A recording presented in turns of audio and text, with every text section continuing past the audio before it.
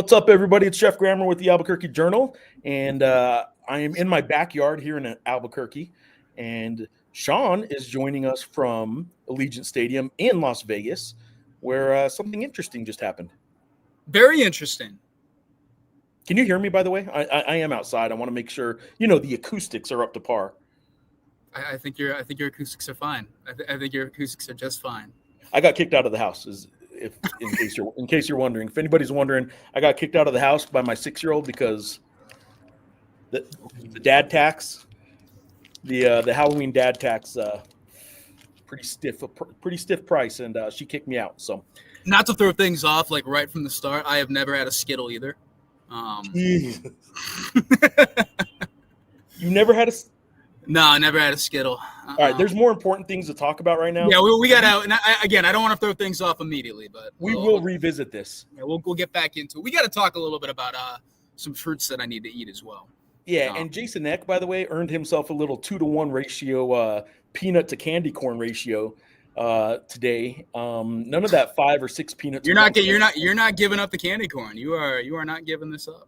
No. He earned a 2-to-1 ratio. All right. So, why don't you recap? I am live from Allegiant Stadium, give us a quick rundown. Where I am live from Allegiant Stadium, the home of the UNLV Rebels, where the UNM Lobos. I'm talking more and more like you every time we do this. Saying UNM Lobos went on the road and won 40-35. A pretty insane game. Not a lot of lead changes, really. Just 2, 3. 40-35 at UNM win. The craziest game they've played all year.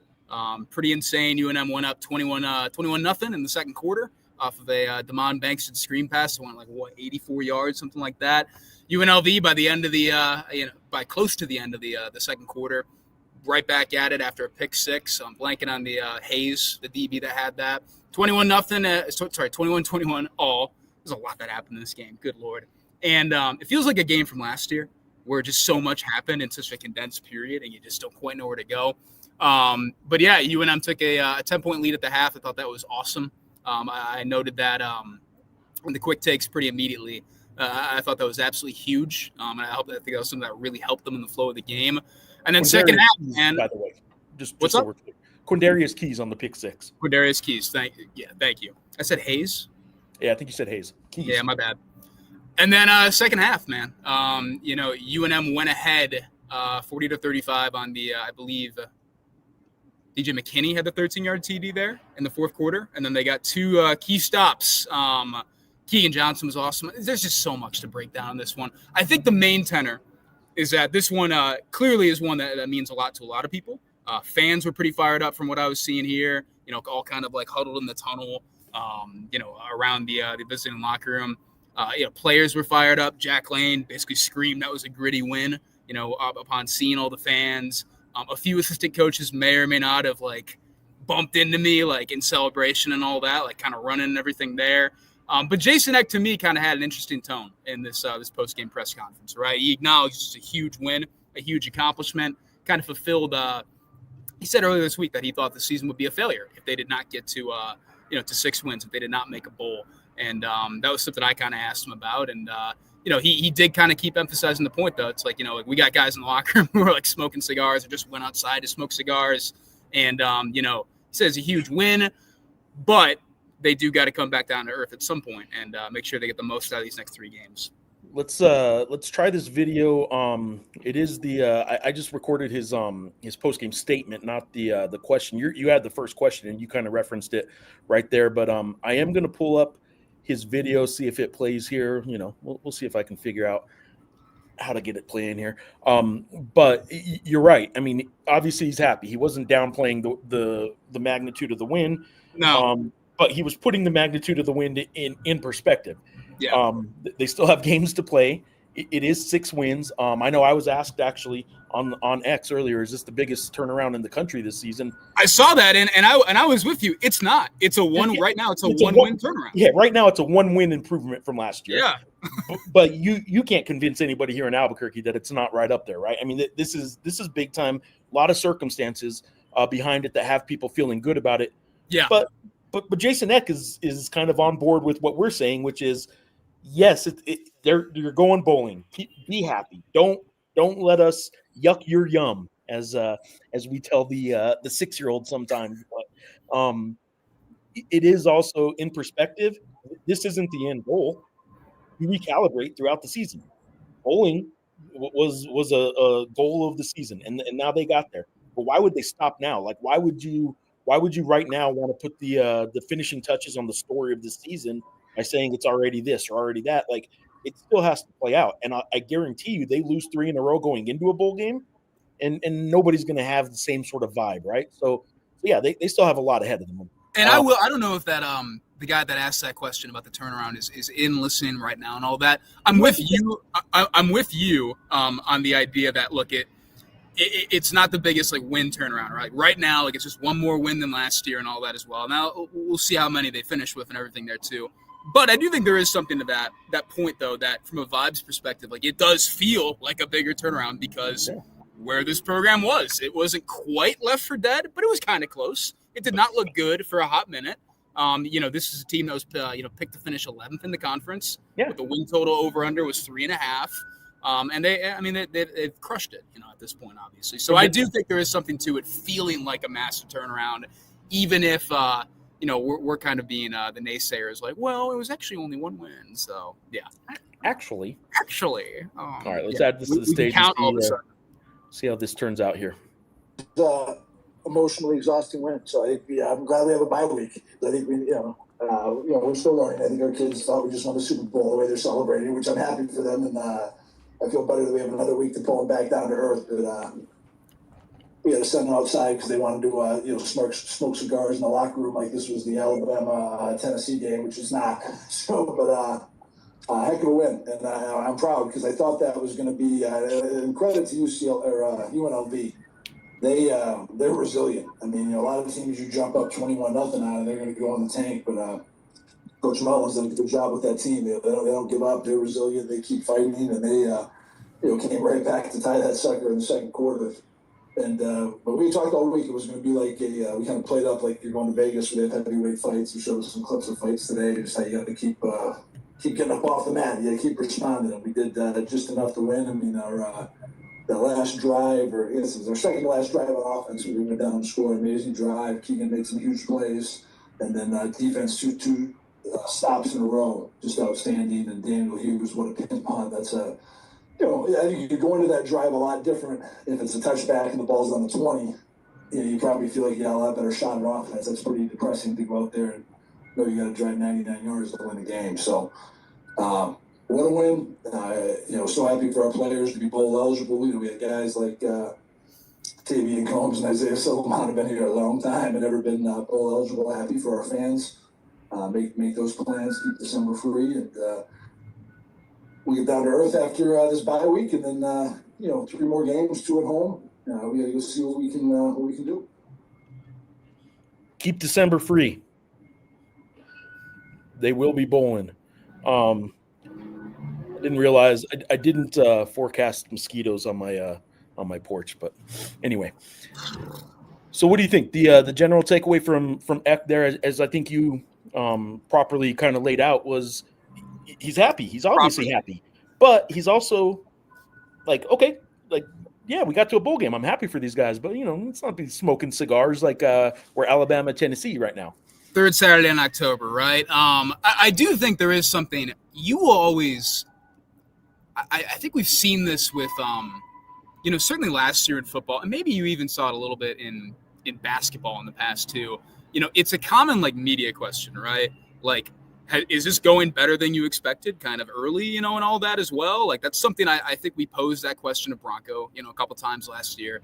And it's something that I don't think I've necessarily asked, but it has been asked by Eck a couple times this year. And I think initially he was more reluctant to kind of pose that, to kind of, say like, yeah, no, I think things are going better earlier than I probably expected. I think he is more and more comfortable at this point, kind of admitting that, like, we thought we were going to be a good team, but this is going a little bit better than expected, kind of earlier than expected. So better than expected, earlier than expected. That they've accomplished the goals earlier than yeah. even people that thought they'd accomplish these goals, I don't think we're thinking they'd do it by right now. And it's something that I got to look up. I don't know the last time it's probably in the 2000s, right? But, definitely in the 2000s, I would like to think. A UNM team has kind of clinched a bowl. This not in the final week of the season or anything like that. They've still got a bye week and then 3 other games left. So this is relatively early, I'd like to think. So some of the comments coming in, I'll just kind of keep posting them because the big jump or the big chunk of them early on all have the same theme. Go Lobos, big win. That was a crazy and stressful game. I will agree with that. Even with the 21-0 start. Yeah. I didn't feel like I thought there was a slim chance that maybe that's UNM has it in control for the rest of the game. But, looking at like UNLV's numbers at that point, it wasn't like they weren't like really moving the ball or anything like that. They had that bad fumble on the exchange with Jaden Thomas and Anthony Calandria. That hurt them obviously. And then they went for 4th down early. They were probably a little too aggressive. Probably should have gotten some points there. And then, there was a point where UNLV was just kind of shredding them. And then I was kind of thinking like, oh my gosh, well, is UNM going to get run out in the second half? But obviously they didn't. So definitely stressful, definitely crazy. There's an election on Tuesday. You guys would not believe what guys are going to be contributing election coverage on Tuesday. You guys would not believe it. I'll bet they would. I think they would, yeah. A little teaser. They call it a tease in the business, but there might be some Geoff and Sean action on our election night coverage at the Journal. There might be a live stream just like this, and it might be, I don't know. I don't think it'll be quite a crushing the dues all night kind of train wreck like we normally have, but I will say it'll be much. It's assignment programming, watching whatever, all that good stuff, whatever any of that means. Richie, low bowling. Did you see the social media post yet, Sean? The Pete Weber. Yeah. That's who do you think you are? I am. Yeah, and not only is Jason Eck the kind of, there's now a helicopter. There's celebration going on here in Albuquerque, and the helicopters are flying over my house apparently. Word is out that I'm doing my show in the backyard, so we'll probably start having fans start showing up behind me. Getting mauled by mosquitoes. I'm getting killed, man. Getting ripped up. So are you wearing shorts? I am, but that's what I get. Yeah, workers' comp. Maybe I won't be at the Tuesday night election show. Not only is Jason Eck king of the bowling shirt, the Lobo bowling shirt, which made the bowling thing good, but low bowling is obviously a good play there because they're bowling. So there we go. In another world, Jason Eck definitely just absolutely dominates a bowling league. Just a Wednesday night league, absolutely dominates it. In another life, I think that would be the case. This is fair. Kai, I can't say I like you bringing this up, but I will say it's fair. That's 2 mosquitoes I've killed. So, are we about to hit accountability corner? Are we about to hit this? Tell us what you've learned, Geoff. Well, I learned that maybe I was wrong when I said the Lobos might not get more than 30,000 at the New Mexico State game. I learned that I was wrong that the Lobos might not be bowl eligible this year. And let's see, what else might I be wrong? I've been wrong 2 weeks in a row. I picked Utah State last week, and I picked UNLV last week. Now, I'm understanding of the guff for the Utah State game.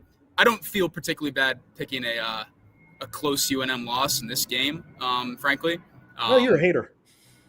I don't feel particularly bad, but I do think this is an awesome win for UNM, man. I mean, it wasn't as complete of a win, and it's a weird win when you look at – we'll get into the stats in a little bit for sure.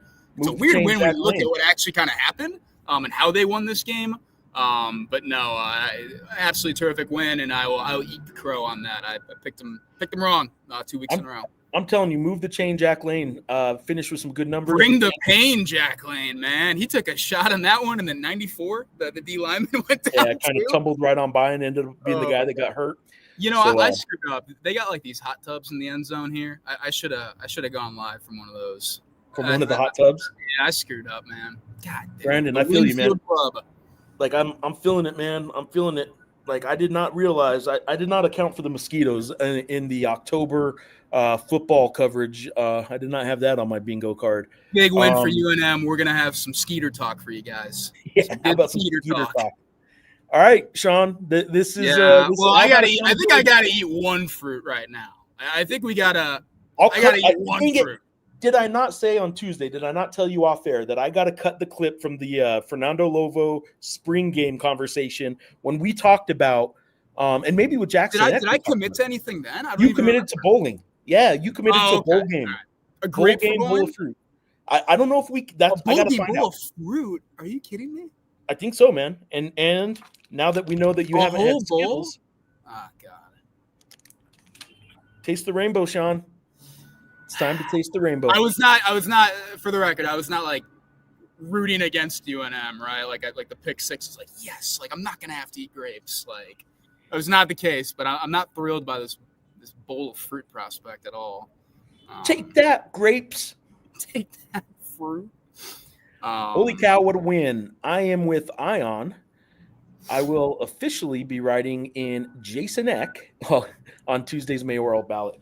Yeah, if enough of you guys do it, we'll definitely write about it. I would love to have that story. How many mayoral votes did the football coach get? Write them in. There'll be a runoff. Kai, we can go down a whole long tangent here that I won't go down. Pack the Urlacher is a good sentiment to have. I say if they can get to 25 plus, that would be a really good start. I think I saw somebody say 28,000 would be sort of a goal. Yes. Look, shoot for the Packing the Urlacher, which it's not called, but shoot for Packing the Earl and all that good stuff. But 25,000, I would tell you, is a good target in my mind for coming off a bye week. Colorado State will bring some fans, even in their current scenario. There will be some Colorado State fans that show up because that game usually has a few hundred fans in attendance from the opposing team. Is CSU off today? Are they on a bye? Yeah. They're not playing today. Okay. Anyway, I would say 25,000. If you put an over under at 25,000, I could be wrong and say it'll be right around 25,000. And I guarantee you they're going to come up with all kinds of promotions just like they did this last time. And it's worth noting, along those lines, I won't damper this again. I won't yuck your yum, but with this kind of talk. But Jason Eck today earned a $25,000 bonus for being bowl eligible. That's one of his contract perks. Yep. Another one of his contract perks is tied into a certain formula, and I don't know the particulars here. I'm not being weird about it. I don't know what the formula is, but he does get bonuses for attendance. I don't know how much of that attendance tie-in is tied to things like, and I'm just being honest here, I don't think he's going to get credit for the free kids that come in. Tickets that are given away, I don't think he gets credit for, and that kind of stuff. So if you want Jason Eck to get another bonus, you guys better go buy tickets. I'm here to help the X. Tell him, Kai. He was told. That came in earlier from when he was telling me that another thing you can check off that I'm wrong about. How can we pack the stadium? You probably give away a lot of tickets. Pack the stadium? Yeah, how can we not pack the stadium? I would say giving away a lot of tickets is one way that they will try and do that. But if they get to 28,000, I think that'd be great. I really think a more realistic November goal would be 25,000. They'd lock up an average attendance this year of 20,000 plus, I think, with that one. So I think they're on the right track. But yeah, why not shoot for more? Obviously, I'm not saying just kind of accept what happens. But yeah, they're going to hit over 20,000, and that's good for November at UNM football. It just is. UNM had I'll say this real quick before we get into the other question. UNM had a bye after the UCLA game, if I remember correctly, right? And that was kind of a good thing in the sense they got to kind of come back down to earth. And then they had the New Mexico State game after, in which, obviously massive crowd, 37,000, whatever, huge, a sellout. Do you think the fact that they have a bye after this one later in the season and all that as well, even though they're bowl eligible, do you think that is something that could hurt momentum in terms of attendance and all that? Or do you think it won't matter? Do you think they'll make up for it in terms of marketing and really pushing it aggressively? No, I think in this case it'll probably help. Actually, I think it hurt the last time, and her. I mean, how Even can I though- say that? They ended up with Even the though it's a sellout. sellout, right? It's kind of a weird dynamic. Yeah, and this time I think it's fine to build it up for 2 weeks that they're bowl eligible, because this is the time of year when average Albuquerque sports fan isn't thinking UNM football, so it needs that build up. Yeah. I would have told you the UCLA win. You don't need the like people are kind of paying attention early in the year anyway. So after the UCLA first win, quarter of the season, you will have fans' attention, and then it's kind of up. It's up to you. It's up to that team to really to kind of make sure that they keep paying attention. Absolutely right. I will say this: I am pulling up the math right now for the question on the screen, and for the UNM Lobos to average 20,000 fans a game this season, and they have 2 home games left. They need 26,591 fans to show up for their last 2 games. That's So an average just of 13K, yeah. So they're going to average over 20,000 fans, which is in and of itself one of the bullet points of success for the season. Yeah. Now how much over 20,000 that gets to will be interesting to find out, but they've already, the season's already a success. Bowl game attendance, they've hit their target on revenue, I think for ticket revenue. So they've done a lot of things that have already kind of hit the mark, but yeah, why stop now, right? All right, Kai's back in. 4-0 at home, 6-3. It's time to get 30,000 in the stadium in a November game. Would be an absolutely massive win. Really, that might be honestly, that's a more impressive accomplishment, honestly, than selling out the New Mexico State game for sure. I think so. I would agree with you. Yeah, if they get 30,000 in that stadium again before the New Mexico Bowl, in a non-true rivalry game, like the New Mexico State game where they're bringing 3,000, 5,000, however many fans and all that in too. All right. How's this for me being me? Their next opponent's huge Colorado win, State. Guys. Let's talk attendance though. Let's get down to the numbers. Sean, why don't you remind us? I don't know if you know the number off the top of your head, but when was the last time New Mexico football has beat Colorado State? Oh my God, it's been Jesus Christ. It's like 2 decades, isn't it? Isn't it about 2 decades? No, it's like 14. It's like 14 years in a row. I'll pull that up real quick. I think it's like the streak's like 14 or 15, and there was a year they didn't play because of COVID, right? Yep. So this is pushing 16, 17 years probably. It's pushing 2 decades. Oh my goodness. The last time New Mexico beat Colorado State 29-27 in, I believe, 2009, Mike Loxley's first year. I think that was only the one win they had that year. I'm sorry, I got a text message on my screen. And here we are. I haven't been listening to the show, but I really need to know. Has Sean ever had a caramel apple? No. I just had one, and Amelia, my 6-year-old daughter, this text, by the way, is coming from my wife. Amelia, my 6-year-old daughter, had one today with mini Reese's Pieces on it. Never had a caramel apple. Caramel apple. Jesus, man. No. I don't want to do this anymore, man. No. Show's over. We are on Earth. Time to accept we're dark horse of the Mountain West. So here's the thing. It was something that after last week's win, I was kind of thinking about. It's not – I still don't think it's likely, although today's win kind of changes the calculus a little bit and all that. I debated whether to write about, does UNM have a shot to, make the Mountain West Championship game and also play for a league title and all that as well. Today, I think I will be writing something about what that might look like, right? Because obviously, I was not anticipating Boise State to lose, 30-7 to Fresno State. Obviously, Maddox Madsen went down. So Boise State is going to be interesting down the stretch and all that. Wyoming and San Diego State, I believe they just kicked.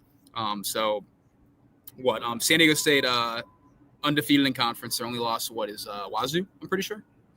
They kind of got beat down by Wazoo, if I remember correctly. Yeah. The second or third game of the season. So San there Diego is San Diego State, Wyoming, 7-7 with a minute to go in the first quarter. Yeah, I don't want to look, and it's in San Diego, right? Yeah, it's not on the island. It's not on the island of Laradice. you got to look out for those island games. So there is I got to look more into it, frankly. And my brain's a little bit scrambled right now after what the last couple hours have looked like. But no, I do think I will be writing about – I don't think I will be writing about this and what it might look like. Do I think it should be expected that UNM plays for a Mountain West title? No, but it looks like they might just be getting enough of the right breaks for it to be a real possibility. So, Kyle, like, you're right. I mean, like, dark horse is probably the right way to phrase that right now. Well, let's lay it out. All the 2-loss teams right now. Fresno State.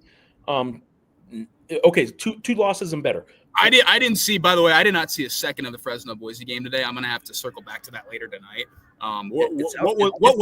What was that game to you? Was that Fresno's defense just kind of dominating? I'm telling you, man. It just sounds like, and I watched some of it, but not enough to really from the eyeball test. It just sounds like Fresno State was just better. Like pretty interesting too. Matt Entz and and Jason X, you guys were on the same coaching staff at Winona State in like 2011 or whatever, 2010, 2011. Just got their teams to bowl eligibility over the with wins over the top two teams in the conference. What school? Where at? Winona State in Minnesota. And who all was on the team or on that staff? It was Matt Entz, Jason Eck. Entz was, I think, the D-line coach. I think he was co-DC or just a straight DC. Straight DC. That's not a term. Full DC. And then Eck was the O-line coach as well. I think David Braun was on that staff too, but that's not really relevant to the point I'm trying to make. But pretty interesting, right? Two guys, first-year coaches. Although Fresno's a different place to do that than New Mexico for sure. So the fighting Sabretooths, I believe. Nope. Oh, okay. Nope. I don't know ex-coaching record against Entz when he was at NDSU. I can't imagine it was awesome, but yeah. Well, Eck was at South Dakota State and everything as well. Are you telling more mosquitoes? Like, I'm here. Get over here. She can come out here. My 6-year-old's wanting to come out, and she's getting yelled at. Don't go out there. Dad's on the show. She can go. She's got a little soccer ball. She can go kick around. Okay, so this leads me to this question. How crazy is this? Jeff Symbieta is going crazy right now that New Mexico's bowl eligible, right? And what if they pull off, as Eric Markham notes here with the YouTube comment, if they pull off 3 more wins, first of all, if they pull off 3 more wins, they're going to be in that bowl, in that championship game. And if they don't, let me give you this. Let me give you some quick math. They would have 9 wins. It'd be 9 and 3. I didn't realize that if they get 3 more, they'd also have 9 wins. Wow. Wow. But at what point does New Mexico potentially without because I think the Mountain West champion automatically goes to the Las Vegas Bowl? Yeah, no. If they're not in the playoff, then they go to the Las Vegas Bowl. So last year UNLV played in the Vegas Bowl. If we're talking a 9-win, and so they lose the Mountain West championship game, if New Mexico gets in it and they stay at 9 wins, they win 3 in a row, but then get to the championship game and lose it. At what point does Jeff Symbieta not have all the cards in his hand to get New Mexico in the New Mexico Bowl? I wonder, because I think it comes down to how much money whatever bowl offered New Mexico could give them, because the finances are real, and playing in Albuquerque is a better bowl game for New Mexico financially, and certainly for the New Mexico Bowl. Yep. So, anyway, there we go. They're not gonna be selected for the Idaho Potato Bowl over the New Mexico Bowl. Right. Now, if things go well enough and all that as well, the Las Vegas Bowl, we'll have to see. That'll be interesting, and that's something I should probably write about as well. Yeah. Royce. Yeah.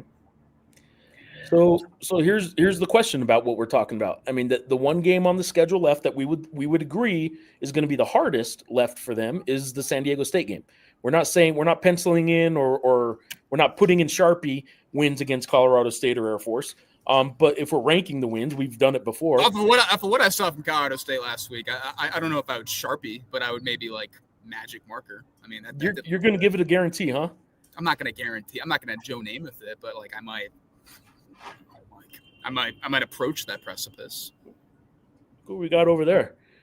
We got that she was Moana last night. Aww. Yeah. I got candy today because of Mom. You got candy because of Mom?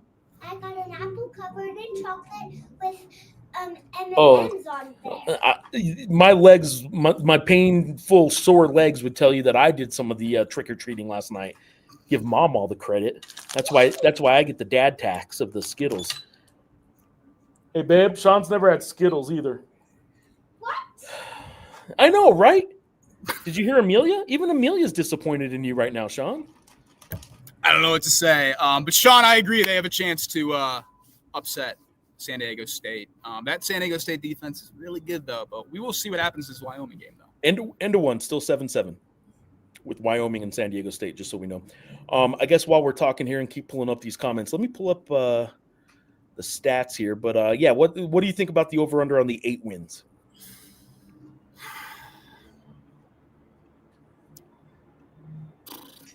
Can I push? I have a hard time going over. I mean, that's like the right answers. Yeah, push, right? Can I push? I still think that Air Force game is I still think that Air Force game is difficult. I think it's challenging to go on the road. It probably won't be a great weather game. The time they go up there to Colorado Springs and do that. But I mean, if you can hang, Air Force and UNLV are probably the two best offenses in the league. Air Force has a wrinkle of the option's already tough enough to defend. Even if it isn't insanely potent. Air Force did lose to Army today, though. And I did watch a little bit of that. Yeah. So this, by the way, is not what I meant to do. What is going? Oh my god! Going all over the place here. Oh my god! There we go. Yeah. So I don't know. I would say I would lean towards push under. Over. Look, it's hard for me to still, even at this point, pick them to win 9 games and all that. But they have the path, they have the opportunity, and you haven't been able to say that about a whole lot of New Mexico teams recently. So credit to them. Amelia, Lobos, are they going to win more or less than 8 games? Lobos. Let's go, Lobos. She said, "Let's go Lobos." That's got to be over, I think. Yeah, that's got to be an over. Yeah, got to be over.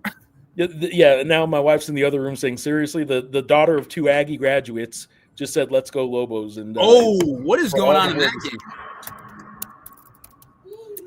All right. What do you – that's a scary laugh. 35-16, West Kentucky win. Kai's back in. San Diego State just lost the heart and soul of their defense. Ooh, I didn't – okay. I don't know what happened. As we speak. Yeah, I'm not sure. They also lost the receiver, too. I'm blanking on him. Denegal's been banged up as well. I don't think Denegal's playing today. Is Jaden Denegal playing? Is somebody with eyes in this game? Is Jaden Denegal playing right now? I don't know. Travis is in. What kind of help do they need to get the Mountain West Championship game besides winning it out? Well, winning out would help a lot, but I got to look into this a little bit as well. Yeah, there's some obviously, Wyoming losing today would help a lot. Yeah, so that championship game, Wyoming beating San Diego State. My bad. That championship game has a very real chance. First of all, the odds-on favorite right now is an undefeated San Diego State and a 1-loss right now Boise State team, being like 2 1-loss or undefeated teams. Those are the favorites to get in it right now. Then there's a whole bunch of 2-loss teams that are going to be muddying up the waters if one of those 2 teams picks up another loss along the way. You're not going to believe where San Diego State's got to go next week. It's obviously not Laird, I swear. Oh, Boise State. No, where? The island. Oh my goodness! I know, all right. They got to go to the island. Not Paradise. Paradise. They got to go to the island, and then they host Boise State the week after, and then they get a San Jose State team that's playing for pride. It is a rivalry. Yeah, San Diego State has some losses, like some very potential losses on the realistically potential losses on the board still. And I would say this too, that that Boise State San Diego State game, I think if you're a Lobo fan, what you might want there is for San Diego State to win out, give Boise State their second loss, and then try and get like a multi-team scenario at 2 losses that might be able to help you out. Well, I don't know. What does Boise State's schedule look like? Yeah, and you know what? Boise State already has wins against. Yeah, they have the tiebreakers. So Boise State goes. They go to San Diego, and then they go to Colorado State, and then they go to Utah State. So all 3 games are on the road to finish. But you need Utah State protection. Yes. So Boise State's not getting down to 2 are getting down to more than 2 losses, and they have a tiebreaker against New Mexico, you probably want Boise State to stay at 1 loss and San Diego State to get into the 2-loss conversation, and maybe one of those losses be New Mexico. I think that's probably the best scenario at this point. That would be kind of like a Broncos special, beating Boise State at home. That would be that's true. Oh, I do want to point this out as well. I want to make sure we get this detail in here. Back-to-back games, UNM has converted on fake punts. Obviously today, that was I'm blanking on the exact yards and the completion, but Jack Snack took the snap and then threw it to Deshaun Buchanan. So they've both been involved in the fake punts and all that. The first fake punt was a punt that they had been working on since day 2 of fall camp. I had seen them run that fake punt a ton of times. I noted it in the story and all that as well. I've never seen them run this fake punt before, not once. And I asked, where'd that come from? That apparently Utah State ran it, and they liked it, and they decided to put that in. So there you go. And Jason Eck was in the listening to the press conference because we were talking to Jackson Eck about it, and he said, "Yeah, thank you, Bronco. Thank you for the fake punt." So Bronco did give you that, even though they didn't score on that drive. I like that there were 2 players in there to do the post-game interview, and as Jason Eck was signing off, he kind of said, "Let's not have Jackson go right now. He's sitting with his mom. Let him enjoy or whatever." So Steven's in, big time win. Awesome to see a team fight when the opponent survives your best punch. Previous teams would not have responded like that. And you know what? I want to know what fighting scenes and what boxing matches he was showing, because Jason Eck did say he kind of showed his team some fight clips. I want to see if any of it was Donnie Tapia. It is an ultimate sports writer cliche to like immediately compare like one game or whatever to a boxing match and all that as well. I will be using that comparison in a couple things going forward for this game. Don't feel that always. I don't feel like that's a real cliche, because Eck did say, he's like, yeah, we pitched this as like a heavyweight boxing match. You're going to Vegas, you're going to the MGM Grand, and you're doing that. You got to get up the mat and you got to take their best punch and then punch right back. So there you go. Jeff's in. Jeffrey is saying he is on board with this being the biggest turnaround in college football. I don't know about turnaround, though. I mean, turnaround from a week after the season last year when Bronco left, but like they did lose. They did lose the. I think they lost the most players in college football in terms of just roster churn and all that. So Jeffrey has a point there. That's going to feel a lot different. But what's a turnaround? Feel like more of an accomplishment. It's a rebuild is what that is then. But like a turnaround is like comparing one season to the next. And 1 season ago, they had 5 wins and were playing for bowl eligibility in the last week of the season, and people were feeling good about the program. Now, after the season, I get what happened. From that point on, this has been pretty remarkable. But, I mean, we talked about it earlier. We don't have to do it again. But Jeffrey Holland is on board with saying Jeff Grammer is wrong. Let's see how many people we can get with the fire Grammer going here today. You okay? Yeah, what?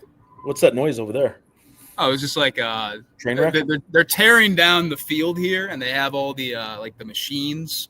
They're flipping the field out for the Raiders game tomorrow. Worth noting that the reason today's game time was what it was anytime the Raiders play on a Sunday, you have to play the UNLV game a minimum of 24 hours before, or it has to be the Friday game.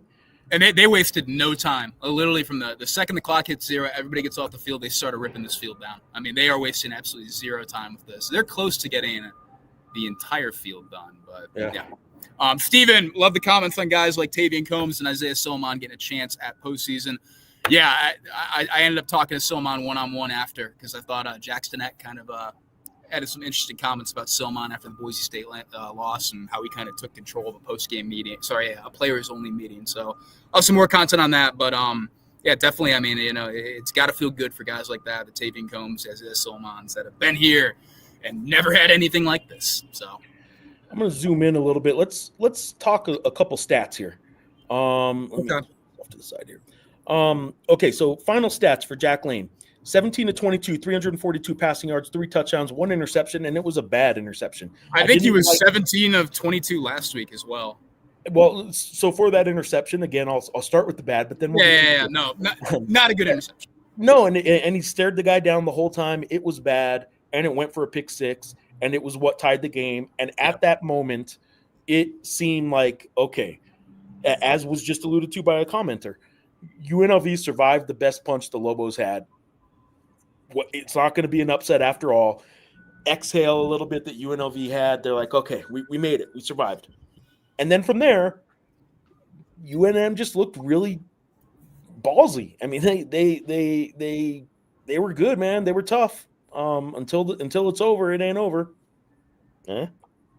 Big time right there, what I just said. James Lobstein leading. I asked a question to Eck about first touchdown pass, right?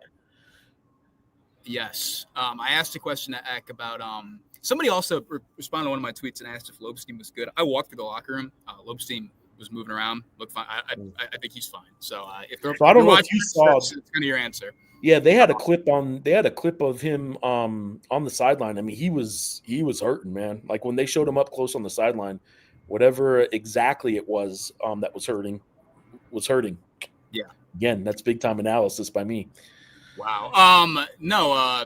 In terms of I asked Eck a question. I didn't like how I asked it because it kind of downplayed the idea that the running backs did anything in this game when in reality Demond Bankston had 2 touchdowns. One of them was just sent him out, basically as a receiver. The other one, 84-yard screen pass and all that as well. But they did not run the ball particularly well. The running backs. We've talked about that, right? Can they win if they have to pass? So that's what kind of makes it a really weird game in that regard. They did not get going in the way that you thought it would. And obviously, Lobstein and, Lobstein was the leading rusher today. I thought they did a nice job with a lot of what they threw at UNLV in terms of Lobstein being in there, by the way. Lobstein had the big run, obviously 58 yards, but to have like another 41 beyond that too is really good. Like, I mean, he's a good running quarterback, especially considering now he did throw 3 passes today, but considering they know he's going to run, like those are good numbers. But Lane, the numbers are kind of adjusted and all that as well because of sacks and all that. But I thought Lane also had some nice runs too. So credit there. I asked you during the game, and I'll go ahead and ask it now. It wasn't as pronounced as I maybe thought it was because I didn't really see it as successful later on. But that screen was beautiful, man. Like that screen seemed to me to be almost set up either because they knew UNLV had something that wasn't good against screens, or maybe they've been setting it up all year. But I thought that screen touchdown pass was great. Yeah, no, thought it was really good. Keegan Johnson, obviously we can't downplay it. The 2 receptions he had on the final scoring drive were massive. And X said that he thought, the second one he could have gotten a DPI call as well. So huge stuff from him, and he was cool to talk to after. All right. How's that? Just keep it like this the rest of the game? Yeah, why not? Why not? About this one. There we go. All right. Some more comments here. Nicholas is in on YouTube. Eck for mayor, governor, president, give the man whatever he wants. I'm telling you, all he really wants is a nice bowl of 2-to-1 ratio peanut to candy corn mix. So hopefully he gets that. Said he's going to have a couple pops tonight. A couple pops. He'll be crushing the dews, huh? I don't think they're going to be dews, but he's going to have a couple pops. And then watch a bunch of NFL football tomorrow. Yeah, he did say he's going to watch NFL football with his, I forget which son, 10, the 10-year-old. Nate is in on X. Sean, come to Aria Hotel. I'll buy you. Staying at Aria. Oh, my gosh. He doesn't say he's staying there. He just said, come on over. That's true. You're right. Nate, let me think on it. Royce is in. On to the Mountain West, or to the Mountain West Championship. All right. There's a path. There is a path. Adam Lopez is in with a long one here on X. Let me read it. Perspective. Okay. That one caught me off guard. Perspective schmective. As long as a lifelong. I'm having a hard time here. It's the mosquitoes. As a lifelong Lobo, Bears, Cub fan who can remember more heartbreak than I'd like to mention, I'm going to enjoy every second of this. As you should. Yeah. Yes. Especially considering where we were last year when the pantry was cleared out and knowing at any moment it can be over. I'm going to absolutely celebrate this, at any moment it can be over kind of thing. That answers, I'll tell you all that, yes, everybody. You made it so much worse that it could be over. He said it. You're already yucking his yum. Yeah, come on out. Oh, yeah, I mean, he did. I don't know. Yeah, no, yeah, this is a huge win. Rick Wright tweeted, "This is one of the best wins in program history, undoubtedly." So they did. Smacked by Fresno, they did. They did. You still have caramel corn all over your face? Not caramel corn, sorry. Come on, you can come say hi to everybody. Come here. Okay. All right, we got last night Moana still missing the front tooth here.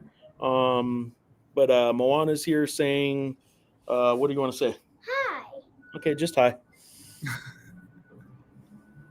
I want to make something again. Okay, Kyle Turner's in on Roll Lobos from Alabama. Wow, Roll Lobos. There we go, Kyle. I want to say something too. This made me think of this. We've been talking a lot about UNM's chances of playing in the Mountain West Championship. North Texas.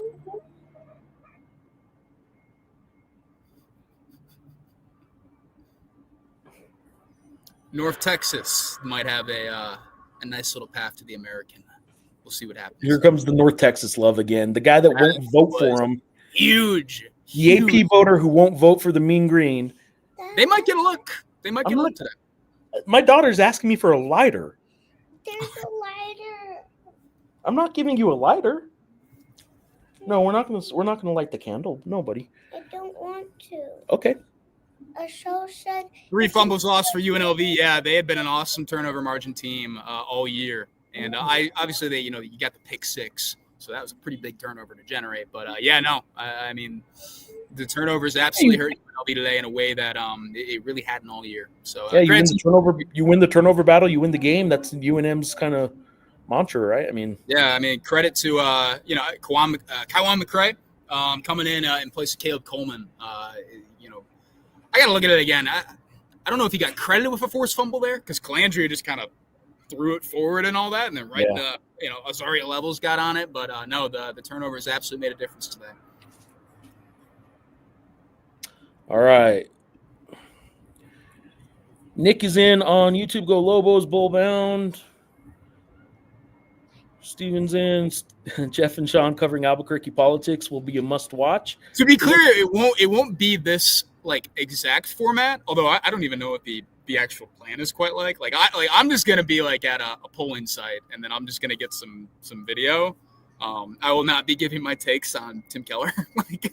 That's not gonna be happening. But all right, Bob's in. Tim Keller said, "Look at Bob here." All right, you want to say goodbye? My daughter's going back in. Say goodbye to everybody. Bye, Amelia. Say go 49ers. go the Tigers. Oh, yeah, go the Tigers. Alamogordo Tigers. Not the Detroit Tigers. Alamogordo Tigers, Sean. You did great, man. John Romero's in. Go Lobos. Sean, I have against the Lobos per your last 2 journal predictions. Nothing like being broke. Good job. You're breaking our. No, you got to fade the beat writer. No. Oh, John. No. That's right, Mike. Versatility, hot air balloons, election coverage, and whatever the hell this is. Yeah, no, we're a little too versatile. Check out Lewis, the red sombrero guy who was at the game today. Because why wouldn't he be, right? What road games? Oh, the last road game of the regular season for the Lobos is barely a 6-hour drive north to Colorado Springs and Air Force. Lewis, come on, man. That's easy. That's easy for you. Yeah, Lewis gets in the car again and drives out to Vegas, and he has now been, if I'm not mistaken, he hasn't missed a road game this year, and he's driven all of them, including Michigan. So, yeah. That drive, Michigan to New Mexico to Michigan, that is absolutely insane. That still blows me away. I'm going to ask you to do something real quick. This guy's got problems. They are shutting down a lot of this press box right now, and I got to go grab the rest of my stuff. So hold tight. Sounds good. I will talk, and I might even put the Jason Eck statement on again that he gave right afterwards. But yeah, Sean has to go get his stuff before they take it from him. Royce is in. Is Sean gonna smash some watermelon and blueberries? Such an underdog win. So here's the deal, man. I can't believe I don't have this ready to go. But we did last year during the spring game. I had mentioned to Fernando Lovo, who was a guest on our show during the spring game. I mentioned him that Sean hadn't had a grape. And I think it was Fern who kind of mentioned, like, okay, maybe you know what? Maybe it wasn't. Maybe it's Jalen Dominguez who was on that show too. But one of them suggested that Sean promised eating a bowl of grapes, or at least some grapes, if they go bowling. And I think that's absolutely fair. All right, Jeffrey Holland is in. Lobos reached 7 wins. Sean has to eat a handful of blueberries and a small piece of watermelon. I think that's fair, man. I'm telling you, I think it's fair. We'll get Sean's screen off the screen here for now. In fact, while Sean's gone, let's just go ahead and make all kinds of promises for him. He has to eat a whole bowl of grapes, a whole watermelon. You know what? If the Lobos get to 9 wins, I say Sean has to eat an entire watermelon on air. All right. Juan is saying, Sean, your picks are awesome. If you know how to fade Sean, then the last 2 picks you would have won some money on. All right, Steven's in on YouTube and saying, congrats to the Lobos. You guys have gotten way better, in my opinion. Jeffrey Holland's in regard to UNLV, as the kids say, 6-7. 6-7. As the kids say. 6-7. Got my daughter saying 6-7 here. Sean's missing the show with Amelia saying 6-7 now. Well, What about 7-11? not 7-11. Oh, jeez. All right. Juan is back in. Got my daughter sweeping. Apparently, she's sweeping the patio. When UNLV took the lead, most Lobo fans were getting a deja vu. I think that's fair to say, man. I don't know how many Lobo fans were entirely confident when UNM was up 21-0 and UNLV just tied it on that pick 6. At that point, I think there were some nerves. But then UNM responded well. We're back up 10 at halftime. And then they come back, and UNLV takes the lead in the fourth quarter. And I think you're right. I think there was some Lobo fans that were probably more than nervous. How about you, man? I'm good. I'm not entirely sure what this is in reference to, but if it is the bowl of grapes and the entire watermelon that I promised Sean will eat while he was gone, I don't know, man. Sean, so while you were gone, I'll update you. I'm not eating a whole watermelon. I'm not. 2 things. That. One is I'll break the contract. You'll break the contract. So here's if the Lobos get to 9 wins, I guaranteed Sean would eat an entire watermelon. All right. 500 people. We were talking. Yeah, 500 Skittles and blowing, man. Yeah. Skeeter talk. A little Skeeter talk. Is Sean eating a Starburst? No. Nope. We could just do a whole show on things Sean hasn't eaten. Maybe could. the list of things you have. Maybe if election coverage lags a little bit, where we're doing the vote counts, it's like, we'll bring Sean in to talk about things he hasn't eaten. Oh my gosh, yeah. Did they, Greg? I didn't even think of that. I have it right here on my screen. Hold on. Yeah, that's how crazy that game was, man. That did not even come to my mind. Announced attendance 25,972. So I was curious. I didn't think it was going to be weird in that stadium because it seats 80,000. So that's the thing. It's like a 70K like capacity and all that. So it's not going to feel, even if it is 30K plus, which is pretty good for a lot of league stadiums. It's not going to probably feel the way you might hope it would. I was curious too. Still feels like 25K is pushing it though. 25K to me, I didn't think it was going to be great attendance. It's the day after Halloween in Las Vegas. It's a noon kick. I didn't think it was going to be great. I had a hard feel. I didn't have a good time. I didn't have an easy time, I should say, getting a gauge for how the crowd kind of felt on the field, because this is like open air, it's indoors and all that. So you hear a lot, but honestly, like the PA stuff was like so loud and the music was so loud. I didn't really get a good feel for how into it the crowd kind of was. It was a terrible explanation of a pretty simple thing, but happy to offer it. Yeah, Sean's all hopped up on watermelon juice over there. Travis is in, and I think this is a really good question, man. This is what the 2 weeks of bye-week coverage is going to be about. Travis wants to know from YouTube, what movie/TV parody will be up for CSU? What's next for Jason Eck? In terms of another like Nick Cage movie. So let's do like. Why another Nick Cage movie? He did The Office and then one Nick Cage movie. National Treasure. No, man, he's going Tony Soprano on this one. He looks the part. Got to go The Sopranos, right? Nah. What would How you about do? the What would CSU you do Rams? in the context of The Sopranos? I don't know, but CSU Rams, you could do a little Silence of the Lambs. He could. A lot of people like calling them the Lammies. Although no New Mexico fan should after almost 2 decades of losing to them, but You might have something there. I hate to admit it, but you might just have something. a little Silence of the Lambs. You listening, Casey? They got stops in critical moments. See Nevada game and now UNLV game. Yeah, they did. Yes. There were probably a couple of times where they really could have done well to get a stop. That was a critical moment as well. But they got the stops at the end of the game for sure that they needed to.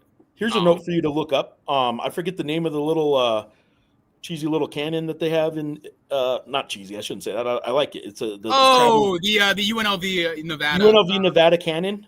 Yeah. New Mexico's the Nevada state champion this year. Maybe they should get the cannon for a year.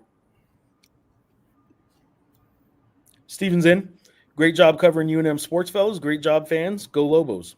Thank you, Steven. We expect you on Tuesday to say great job covering local politics. Yeah. We have so many comments in. I'm going to rattle off a whole bunch of these in a row. Let's just rip through them. Because this was in 30 minutes ago, and it's 2009, right? And that was back when we were still talking about the last time they beat the Colorado State. So, all right. Juan, if the Lobos run the table, what bowl will the Lobos play in Europe? If they run the table, that's what we're talking about. Yeah. Well, actually, run the table and win the Mountain West Championship, Las Vegas Bowl. Las Vegas Bowl, yeah. Yep. So let's just go with that. I agree, Nicholas. I apologize that I'm so far behind that I don't know what that's in reference to, but there we go. Geoff. Ralph on YouTube is in. The Lobos should have gained new fans after this victory. Sell out 11-15.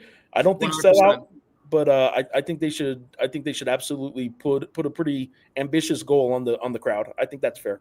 Well, and I think it's not to get bogged down on one question for too long. I think it's big in the sense that it's been a long time since kids and teenagers have seen a legit relevant Lobo football team, a good Lobo football team, and all that as well. So I am curious. I mean, are there people in college, attending UNM that now Lobo football is kind of a much bigger part of their experience compared to previous classes as well.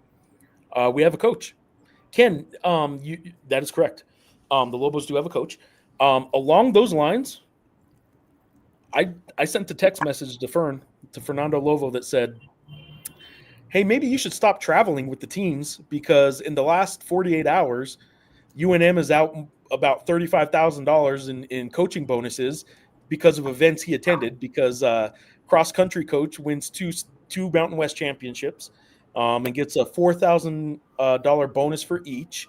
Actually, I think he might have gotten $16,000 because he might get a $4,000 bonus for individual champions too, per gender. So anyway, cross country got either $8,000 or $16,000 in bonuses yesterday with their conference sweeps, and then today Jason Eck gets a $25,000 bonus for being bowl eligible.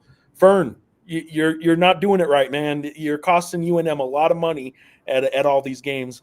That said, Fern said he is happy to pay those ones out. On the note of Ken's comment, we have a coach in reference to Jason Eck and all that. I did talk with a guy that covers UNLV before the game, and he said he thought that this was a coaching mismatch, Jason Eck and Dan Mullen, which I thought was very interesting. I've gotten some Dan Mullen. Look, I mentioned this the other day. Do you think Eck outcoached Mullen today? I'm not going to argue what Mullen knows about coaching.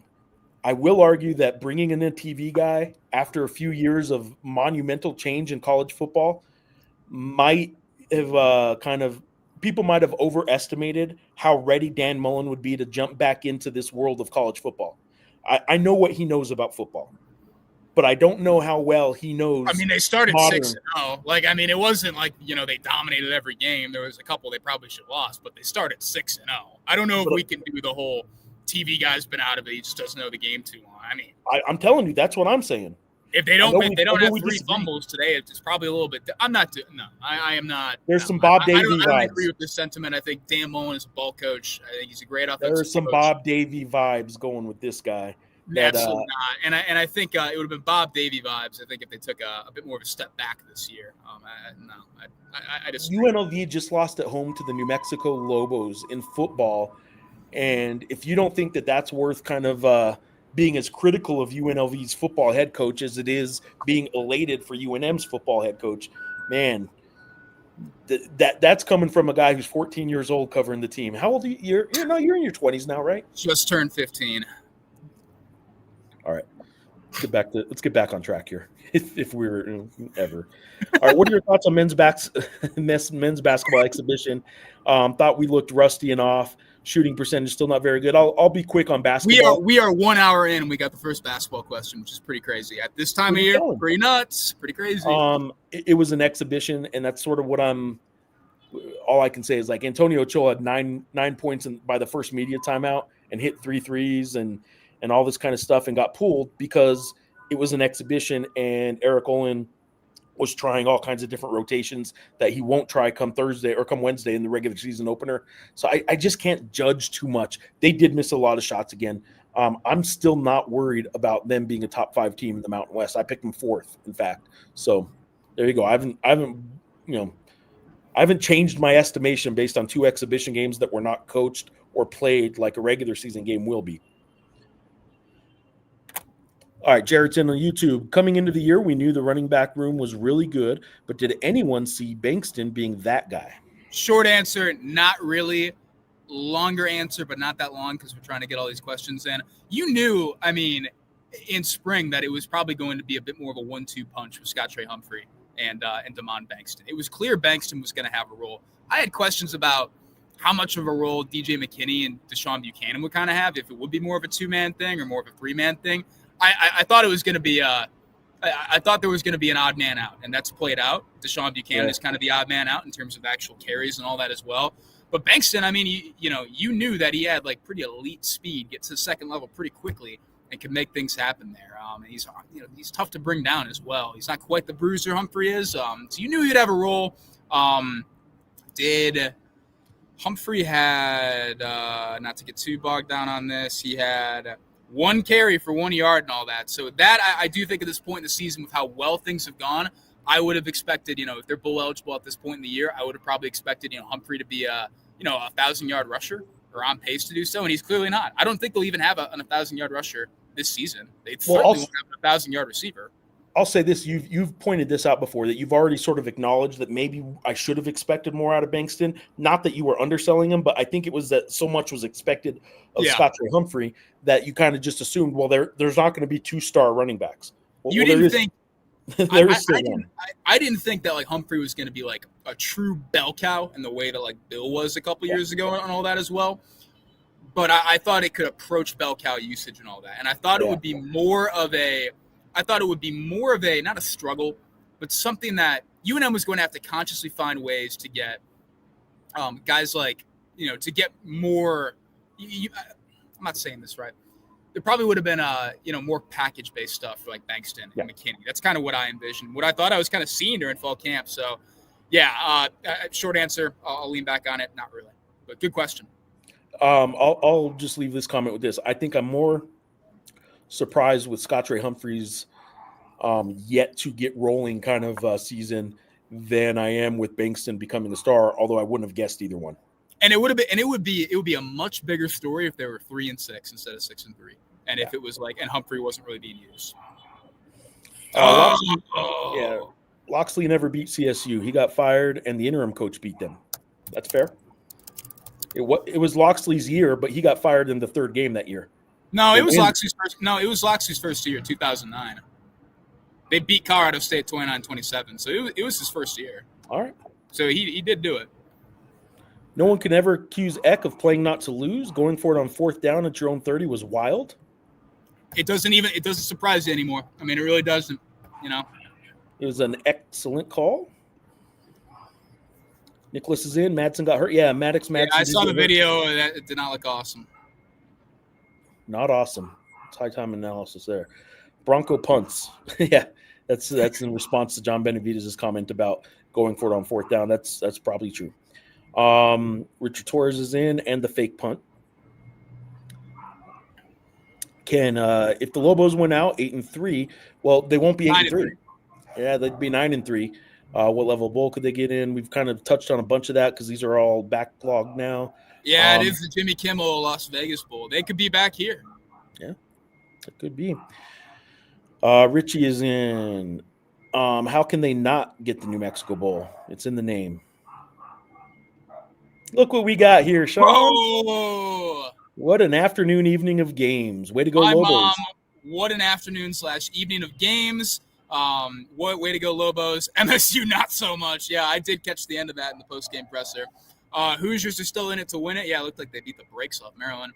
Hope James Lobstein is okay. Two-way chili for dinner tonight. I missed a garage cleaning day. Mom, awesome to hear from you. I am not bummed about missing garage cleaning. Yeah, it's that season in the Reider household, man. Chili and garage cleaning. Jason Campbell or Dan Eck? I like Dan Eck. Okay. Don, please don't pick us to win, ever. Yeah. I mean, really, the only other game I had missed on this year was the UCLA game, and I'm okay with that one, frankly. So, yeah.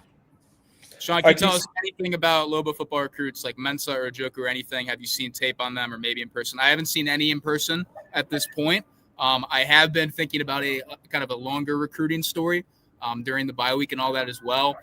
I will say it's not that we don't get interest on recruiting stories when we do them, but I think we're far more at a point where the Lobo football content that I'm kind of focused on is on this season and kind of the ride that they're on as opposed to the recruiting the next step. So I do think I need to mix in a little bit more recruiting stuff. But honestly, it's not a massive priority for me right now. I'll just kind of put that out there compared to everything else that is happening.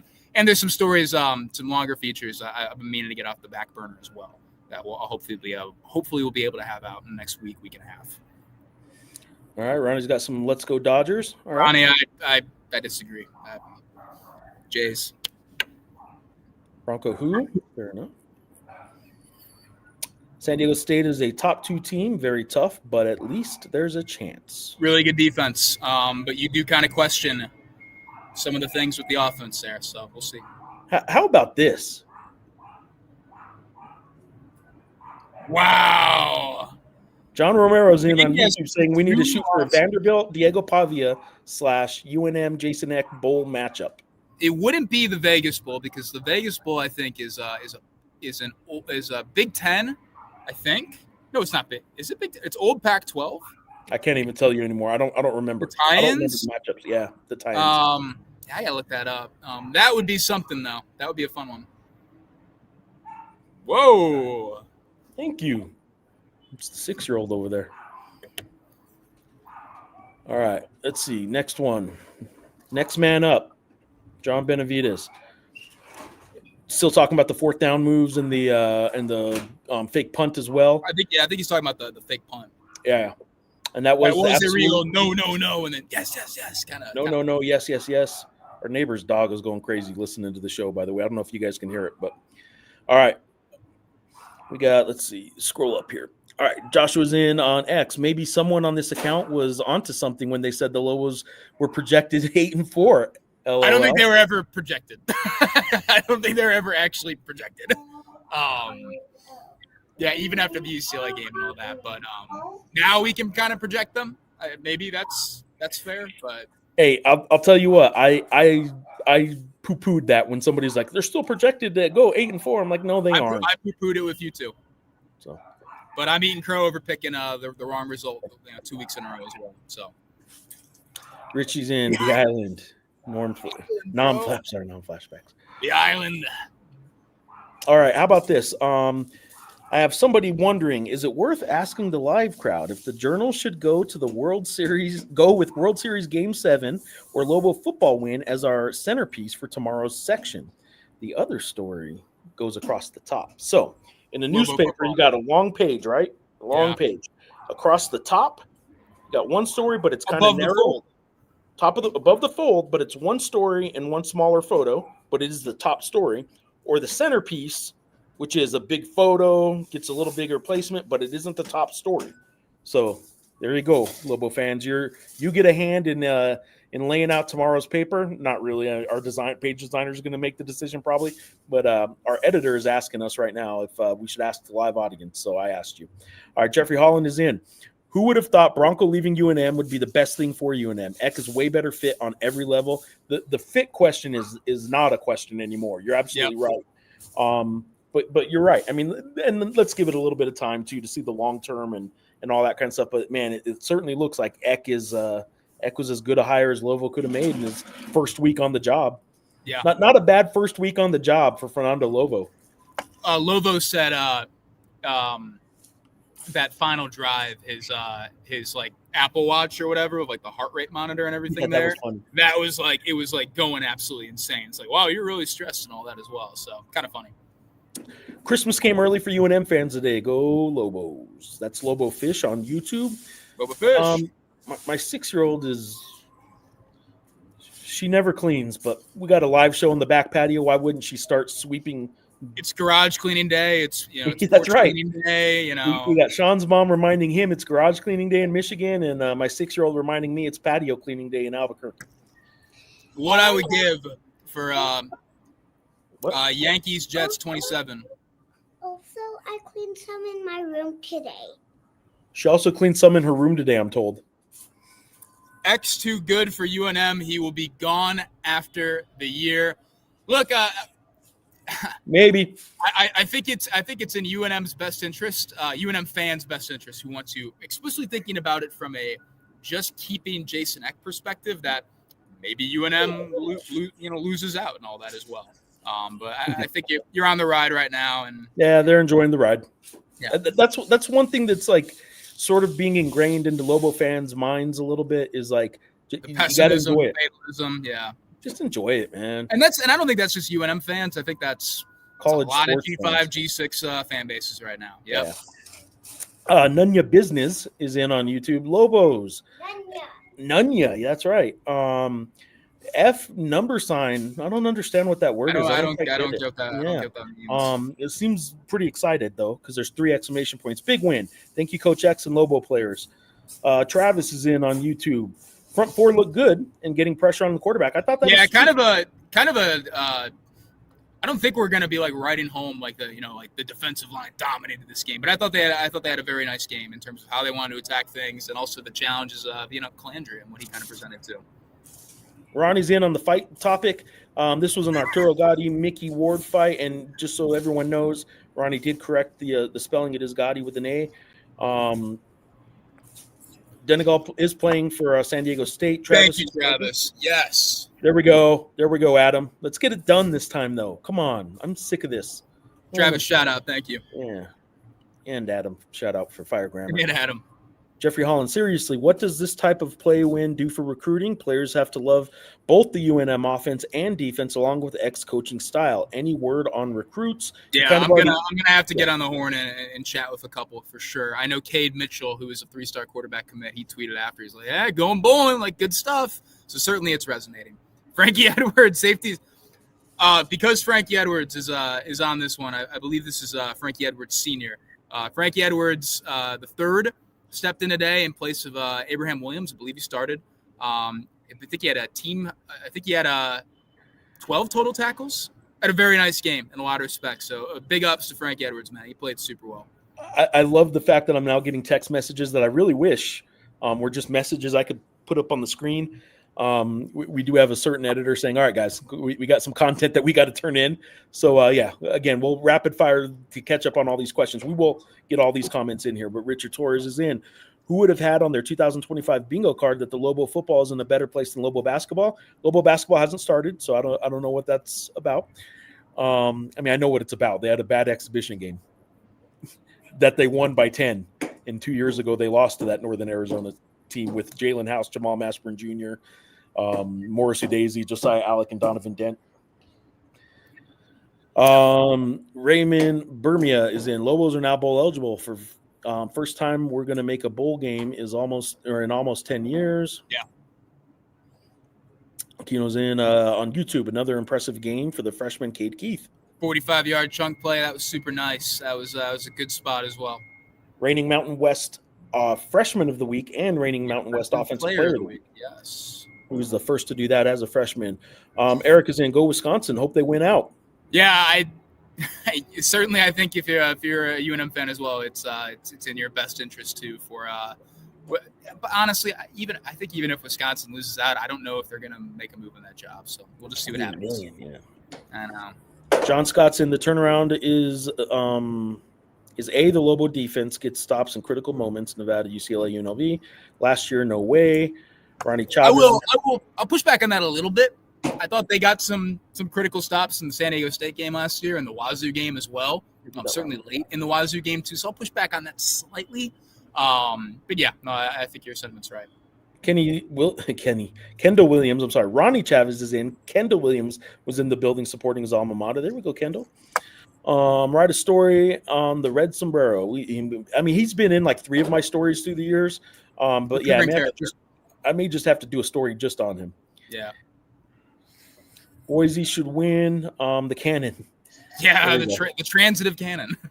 Yeah, that's true.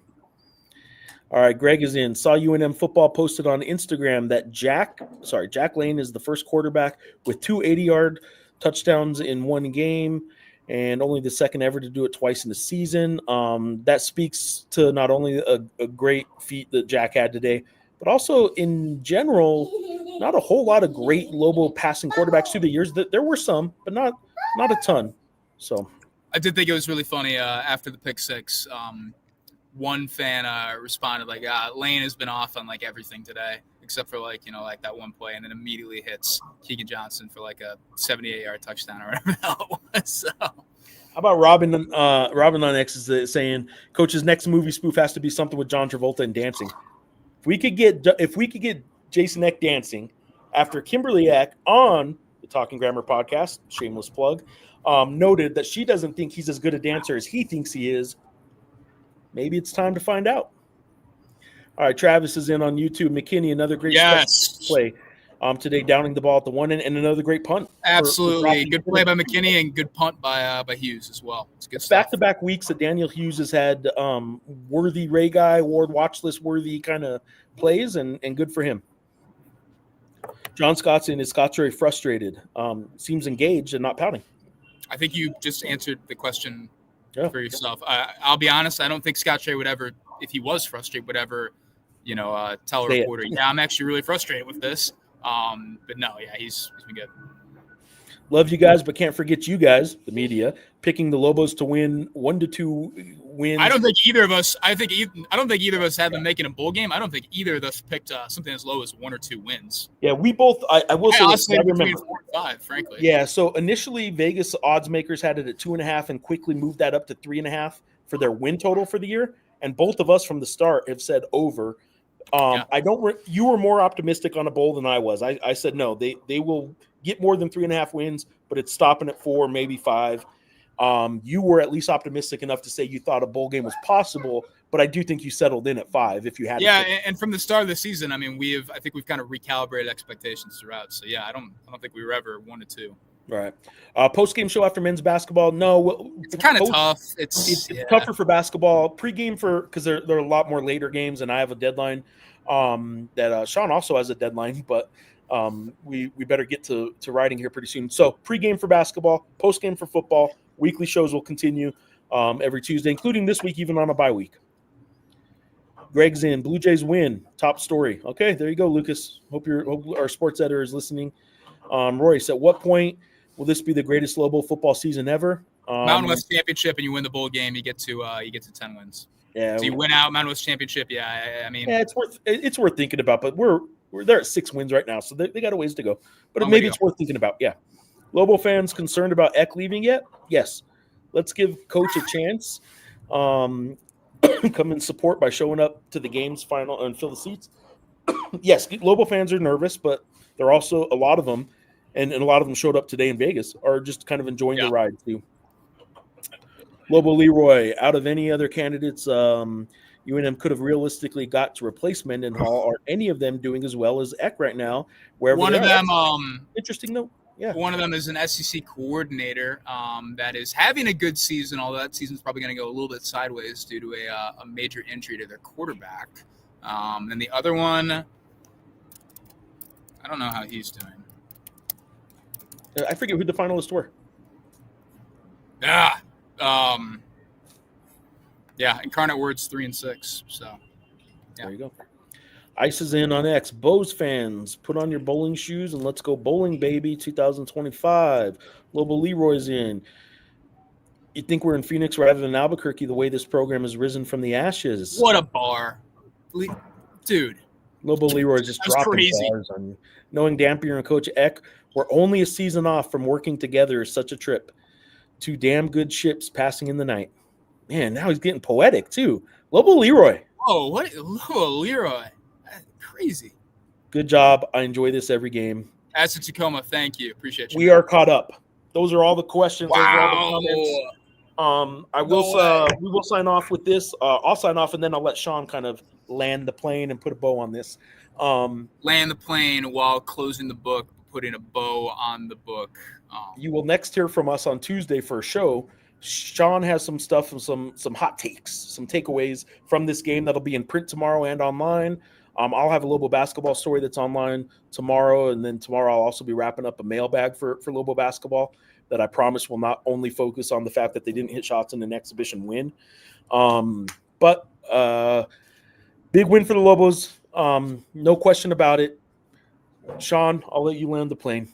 Yeah, I apologize to anybody that's had to read the quick takes, the instant takes that I file immediately after the game following this one because they are a little messy. I will admit that. I did not know which direction this was going to go until the very end.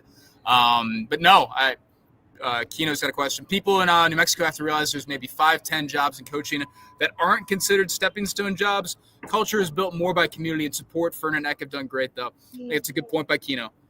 There are very few jobs that are kind of true elite destination jobs. It does depend on who you are. I think if you are if you're a Kenny Dillingham and all that, it is a real question. Would he leave, his home in in Phoenix or Tempe and all that, and Arizona State where he went to school and a place that he loves? So I think it varies by person, but in general, if you're looking at it, there are a few jobs that aren't true stepping stone jobs. So I think you're right. Wednesday's the next Lobo basketball game, and next Lobo football game is still a couple weeks away. It will be interesting to see what crowd they get. I'm setting the over under 25,000, which is crazy to think a November game would even be that. I guess just for sake of argument, I'll say under, but they got a real chance. So absolutely. Okay, say goodbye. We're saying goodbye. Bye. Bye. Oh, you're sad the show's over. Cut it up. That's our new promo. Look how sad the kids are when the show's over. Sean, safe travels back. Safe travels to Aria, and don't go lose your rent money in Vegas tonight. Thank you to everybody who tuned in, as always, and basically produced the show for us. Awesome to always engage with you guys. And yeah, we have plenty more content in the coming days. There will be a press conference next week. We will do another one of these shows and all that as well. But for now, I'm going to go file as fast as humanly possible, and maybe Aria. We'll see. All right. Enjoy the schnitzel, everybody. Bye. Bye, everybody.